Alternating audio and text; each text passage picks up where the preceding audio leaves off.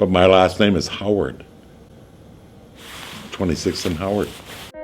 Hi Tommies, my name is Jonathan and you're listening to The Bulb, Minneapolis Edison's digital collection of true and personal stories. We believe that storytelling involves healthy risk-taking and can transform the proxies through which we build stronger communities. My mother and father bought the house in 1950.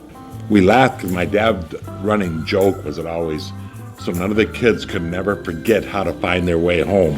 26th and Howard. How many bedrooms in this house? 3. There's a boys' room, kind of like a dorm, with built-in beds. My dad had a carpenter make us built-in beds. And then it was a girls' room, and then my mother and father in the other room. How many bathrooms? 1 on the second floor, and the first floor was the half bath. But my mother, who pretty much ran, 8 kids, right? Yeah, sure.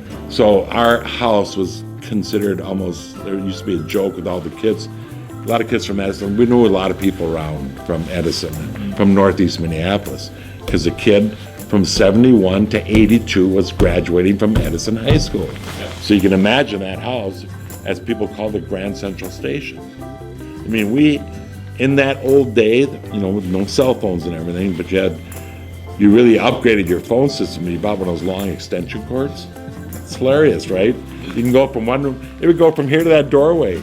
Some of those long extension cords, but everybody remembers our house because we had a phone booth in our front hallway.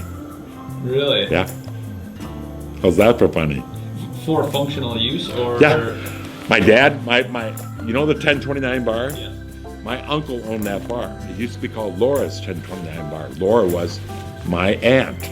Okay. So Jim Purcell owned the 1029 bar. So my dad, he was going to upgrade it to one of these metallic blue phone booths. My dad took the old wooden one. My dad, electrical engineer, put this phone booth in our front hallway. And it was a wooden phone booth and had even the phone sign on it. I could probably dig around and find a picture of it and show it to you sometime, but it was hilarious. So my dad put that in the 60s, it was 60s, as my brother and I got older, and all of a sudden calls from girls, the whole thing, junior high girls, whatever. So 67, 66, around that time, he put in the phone booth, put in a regular phone instead of a pay phone. But my mother had her theory of relativity, right? She had an egg timer. So you were allowed to be on that phone for 3 minutes because you could go in there and close the door and you had privacy. Ooh, when this crazy chaos around that house, you know what it was like to be able to close that door and have some quiet? But my mother had a limit, 3 minutes. One of my sisters, of course, knew the game. She'd go in there and just turn on the side and she'd be listening for my mother's. My mother's wandering around doing 10,000 things. And also my mother comes by and she goes, wait a minute. I know she's been in there for 15 minutes. And she realized my sister had been flipping the egg timer. But that was our 3-minute time limit in the phone booth. And everybody who knows us, who hung around our house, loved the Howard phone booth. They thought it was cool. And it's in the front hallway. Grand Central Station is that's what people referred to this house as. You bet. I love it. Because it was constant. There's always, like I said, a graduate, like I said, over those 11 years, from 71 to 82. So we all were in that home for all those years, and it worked out very well. And we made it. It's just what it was. Yep.